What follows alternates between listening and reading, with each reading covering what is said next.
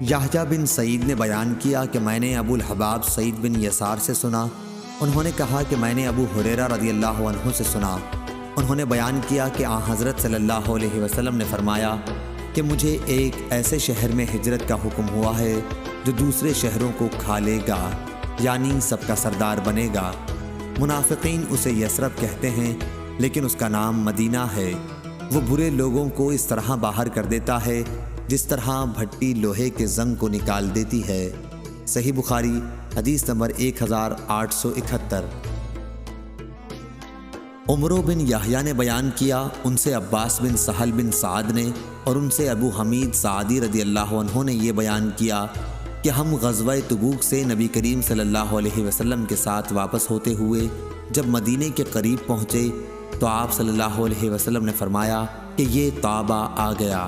صحیح بخاری حدیث نمبر 1872۔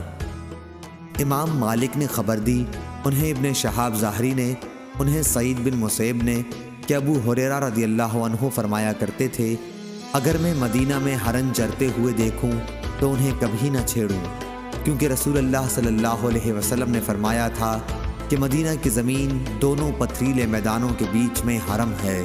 صحیح بخاری حدیث نمبر 1873۔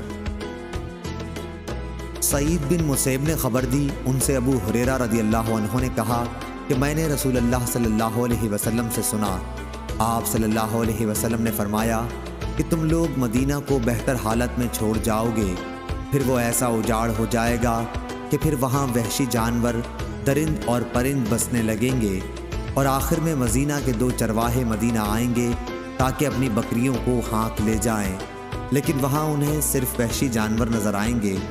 آخر ثنیۃ الوداع تک جب پہنچیں گے تو اپنے منہ کے بل گر پڑیں گے۔ صحیح بخاری حدیث نمبر 1874۔